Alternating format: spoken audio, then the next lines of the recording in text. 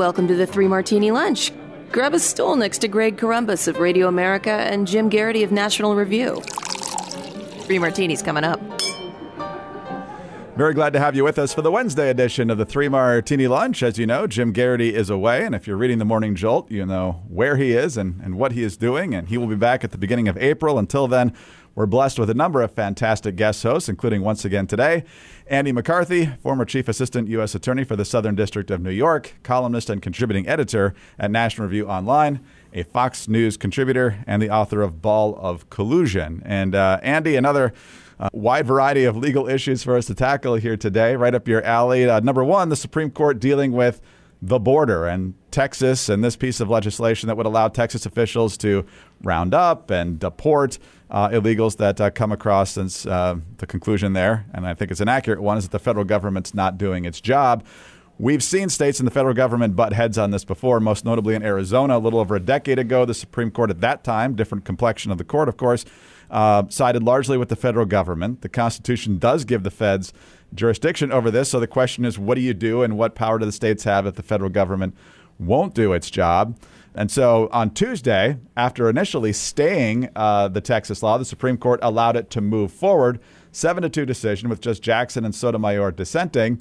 But then the law is stayed once again due to concerns at the appellate level over what the humanitarian impact will be on this. So more legal fighting to go, and it may be a while before Texas, if ever, has the ability to fully enforce this law. So, Andy, what do you make of the tension between the feds and the state here and the role of the Supreme Court, since Justice Barrett says institutional issues, administrative rulings really aren't what we're supposed to be doing here, and so she seems reluctant, and maybe other members are too, to keep getting involved in this as it goes through many different layers of fights. The weird thing about this, Greg, is that if you look at it at a very artificial kind of 30,000-foot way, it looks like the courts are confused and unable to come up with what to do, dysfunctional on this. Here's the problem. The courts are the last institution of government and of this country that ought to be dealing with this issue. I was trying to think before we started about what issue in American governance is less apt to be well handled by the judiciary than border security. And the only one I could come up with is war, which is almost, when you're talking about national security, it's basically the same issue. The courts are given no responsibility. There's a profound constitutional issue in the face-off between the federal government and the state governments, but that's a political dispute. When we're talking about political disputes here, what I mean is not like, partisan politics. What we're talking about is the division of authority in the United States government. And what we're talking about when we talk about political authority, we mean authority that is responsive to the people whose lives are at stake and who are members of this polity. And so you have this situation where we have an actual national security threat at the border where it's appropriate, no matter how you come out on this question. Ultimately, it's not crazy to ask, is there an invasion going on in the sense that's meant in that provision of the Constitution that allows the states to take action, even if the federal government doesn't, if they're invaded? So that's the very, very serious question we have. But as the courts are now dealing with it and batting it back and forth between the Supreme Court and the 11th Circuit, what they're dealing with is, it seems like almost antiseptic legal issue, which is, when should the court jump in?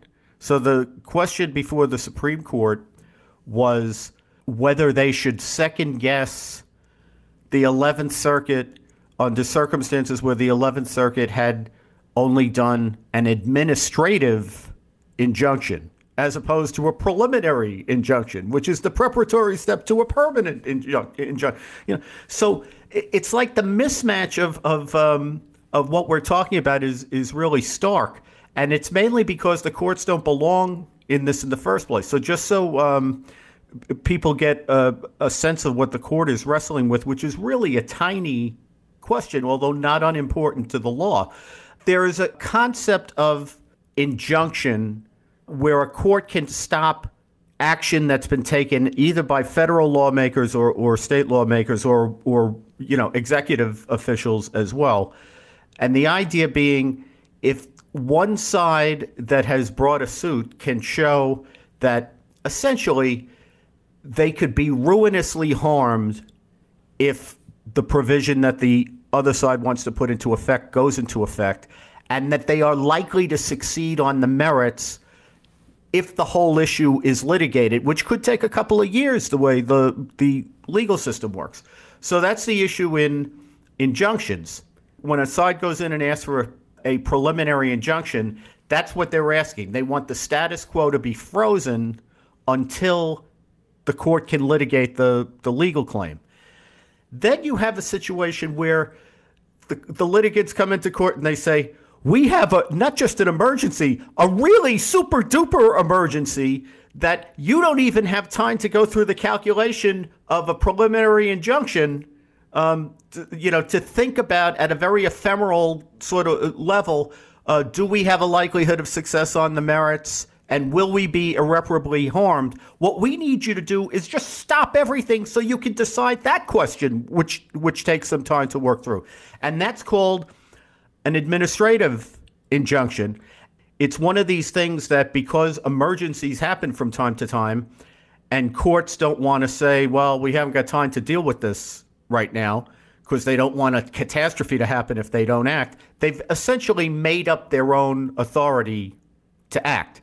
What they basically say is it comes from our supervisory authority over judicial proceedings. It's part of the penumbras and emanations of Article 3 or what have you.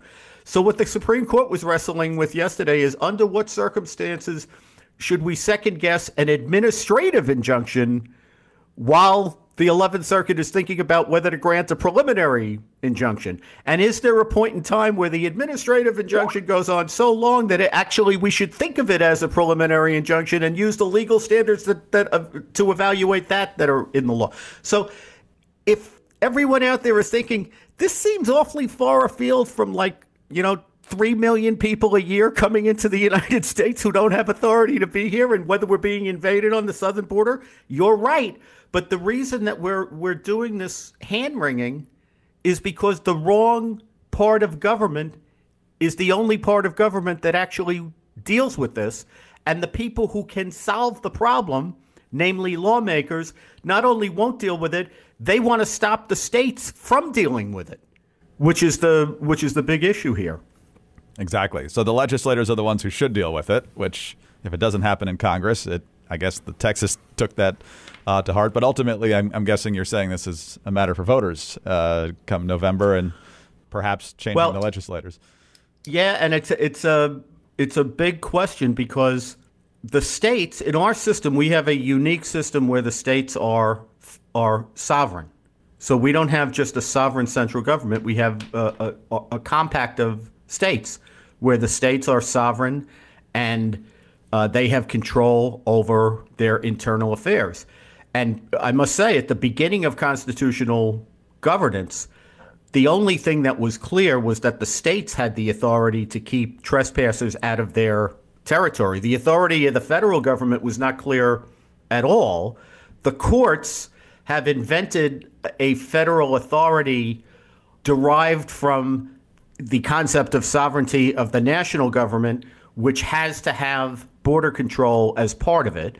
And they also derive it from the fact that in the Constitution, Congress gets to establish what the conditions for citizenship are, which is a very different thing from making Congress responsible for enforcement, including enforcement within the state's territories, where their police powers are usually thought to be supreme over the federal system. So I think the courts have made a hash of this over the last century plus, because they started out in a system where the states had undeniable power and they had to kind of derive federal authority. And what inevitably happened is they derived the federal authority and then they made it supreme to the point where the states can't act. And that worked for a long time, because the law was that the states could act as long as they acted consistently with federal law. In the Obama administration, Obama argued to the Supreme Court that the states were not only limited by federal law, but by executive branch policy, even though the states heretofore had unquestioned authority to help the feds enforce federal law. So now this is where we're at. We're at this point where the Biden administration is suing Texas because Texas wants to use its sovereign authority to lock up people who don't have a right to be in Texas. And the feds are saying you don't have the power to do that. And Texas is saying, if we don't have the power to do that, then we're not sovereign anymore, which means the basic construct on which our Constitution is built is no longer operative. So it's a very big issue. It's a lot bigger issue than what's an administrative stay and what's a preliminary injunction. All right. Well, just because the federal government isn't prepared doesn't mean you have to be unprepared, especially when it comes to being ready for power outages. That's where 4Patriots comes in with the Patriot Power Generator 2000X. And right now, when you go to 4patriots.com/martini, you'll get a free solar panel with the purchase of the Patriot Power Generator 2000X. This generator worth its weight in gold for very simple reasons. Double the capacity, also expandable so you can run your big appliances, fridge, freezer, and much more even longer. It comes with 12 outlets, including 4 AC to power more devices at once, plus 2 USB-C outlets that can charge your phone 20 times faster than a regular plug. Never needs gas, fume-free, silent, safe, 100% satisfaction guaranteed. Visit 4patriots.com/martini to get your Patriot Power Generator 2000X with the free solar panel included. Plus, get free shipping on orders over $97. Save more and get peace of mind now by going to the number 4patriots.com/martini. That's 4patriots.com/martini. All right, Andy, on to our second martini now. And I have no idea how to classify this one, so I want to get your insights on this. This is the debate that played out in the House recently and is about to take center stage in the United States Senate. And that's this bill that easily passed the House that they call a TikTok ban. The aim is to stop the Chinese Communist Party, which is joined at the hip with ByteDance, which owns TikTok, from data mining devices from anybody who's got the TikTok app, and perhaps even more significantly, poisoning the minds of our children through the nonsense and the destructive behaviors that get promoted a lot on TikTok. And so they've got this legislation, but libertarians and some others think it's too vague. It doesn't specifically refer to TikTok, although the supporters of it would say that the details of the bill pretty much isolate TikTok. It's officially called the Protecting Americans from Foreign Adversary Controlled Applications Act. And it says in the legislation it shall be unlawful for an entity to distribute, maintain, or update, or enable the distribution, maintenance, or updating of a foreign adversary controlled application by carrying out within the land or maritime borders of the United States any of the following: providing services to distribute, maintain, or update such foreign adversary-controlled application, including any source code, by means of a marketplace, including an app store, through which users within the land or maritime borders of the United States may access, maintain, or update such application. The legislation then gets into more legalese about what constitutes a foreign adversary-controlled application. Andy, opponents of this legislation say the legislation is too vague. It could squelch free speech on other social media platforms. I'm guessing Twitter or X, most likely, is their biggest concern. And that not only is there no specificity towards TikTok in this legislation, it also leaves it up to the President of the United States to designate which foreign adversary-controlled applications ought to be dealt with. More specifically, Kentucky Senator Rand Paul, here is his Twitter statement on this. He says the passage of the House TikTok ban is not just a misguided overreach. It's a draconian measure that stifles free expression, tramples constitutional rights, and disrupts the economic pursuits of millions of Americans. He says with an iron fist, Congress dictated an unrealistic and narrow path for divestment, effectively banning TikTok and ignoring its substantial investments in data security. He says this act is not securing our nation. It's a disturbing gift of unprecedented authority to President Biden and the surveillance state that threatens the very core of American digital innovation and free expression. And so, Andy, the tension here is clear, depending on which argument you think has stronger ground. Obviously, we don't want the Chinese Communist Party data mining our devices, at least the ones that have TikTok on it, and we don't want them poisoning the minds of our children with a lot of horrible, horrible stuff that's available on TikTok. On the other hand, you got to make sure that if you're going to take a step, you're doing it right, and you're not actually going to end up infringing on the free speech rights of Americans. So how do you view the debate? Well, I don't take things that Rand Paul says very seriously when he's talking about national security against foreign harmful operations in the United States. He's always against it. I mean, he's against everything.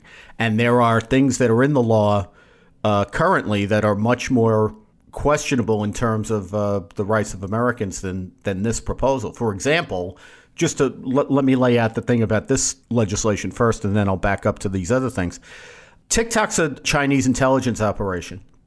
Every single company that is a Chinese company has a statutory obligation under Chinese law, which they rigorously enforce, to provide any data that's demanded to the Chinese Communist Party and to the current Xi regime, which will be, the next communist regime once Xi is gone.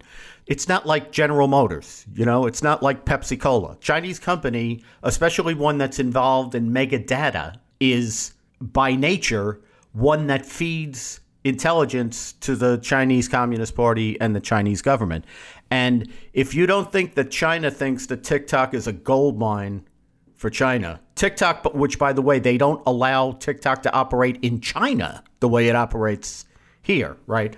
Think about this.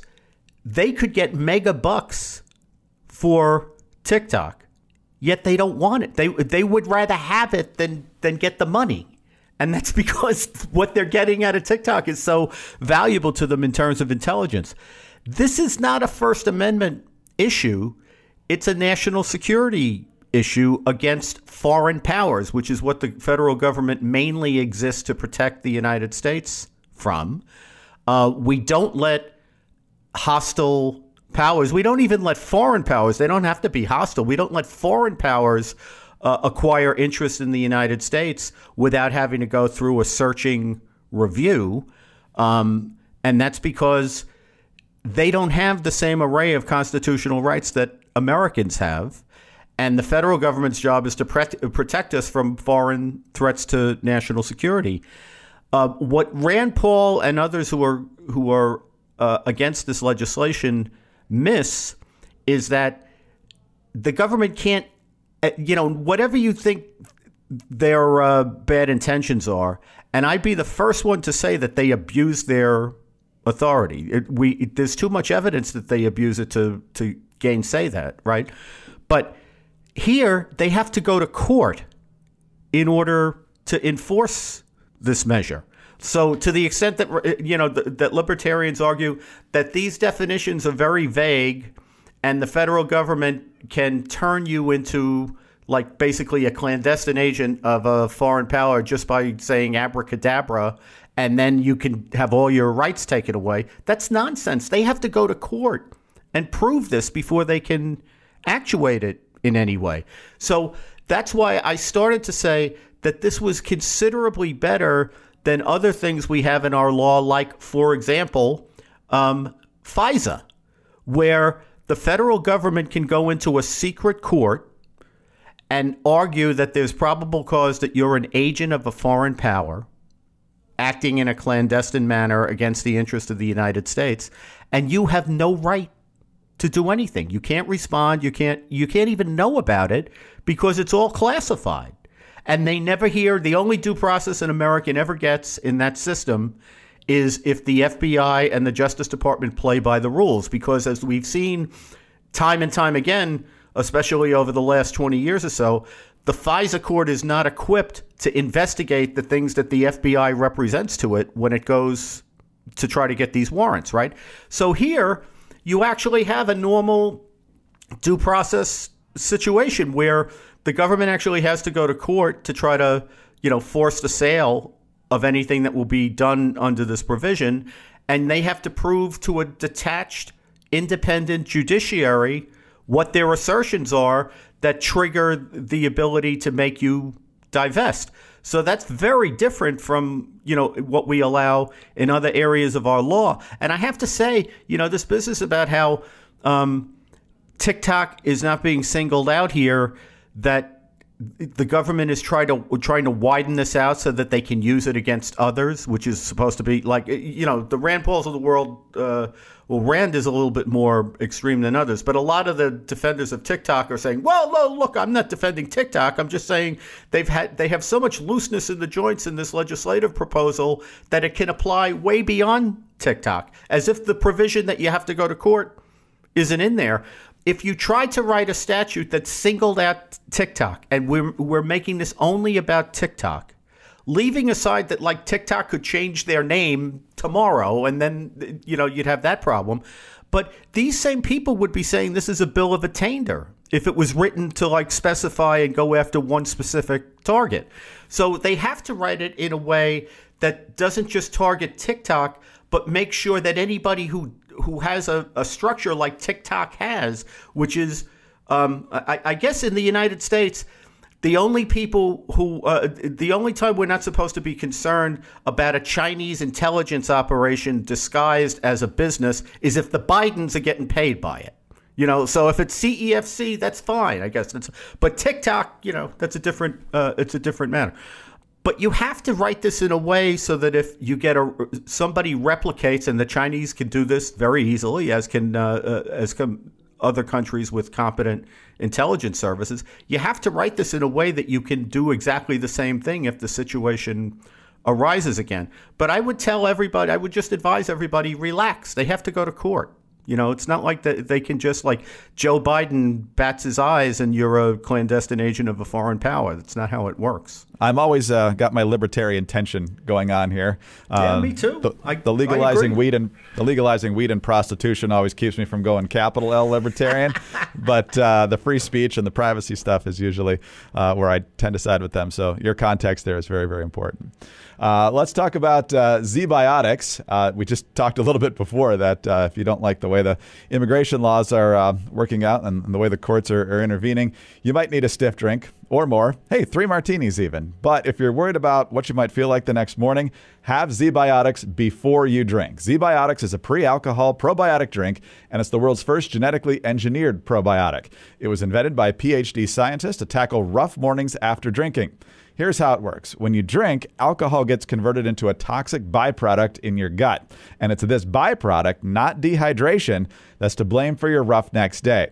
ZBiotics produces an enzyme to break down this byproduct. So just remember to make ZBiotics your first drink of the night. Take it before you start drinking.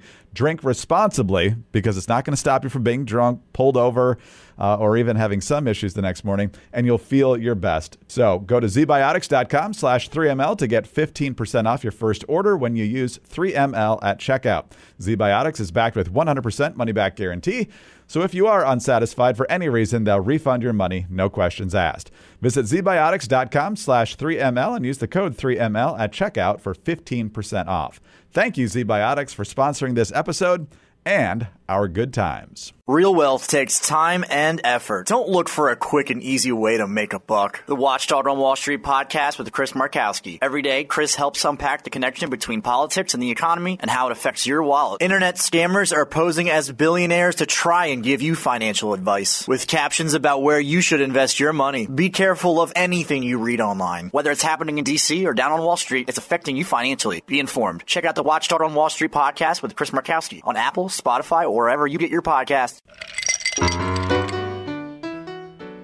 Well, I'll tell you what's not a good time, Andy, is when you own a home and then people just barge in and stay there, and then the government says they get to stay. And that's what's happening in a number of places. But New York seems to be the worst here.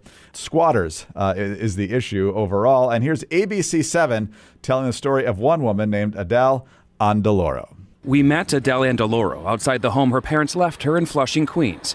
She's in the process of selling it. No, he locked it. But she's been locked out. She claims squatters moved in on February 6 and refused to leave. In New York, squatters have rights after 30 days. By the time that someone does their investigation and they do their work and their job, we'll be well over the 30 days, and this man will have stolen my home. Adele and her daughter, with the property deed in hand, went inside. This is my furniture. These are my curtains. She didn't just find her belongings inside.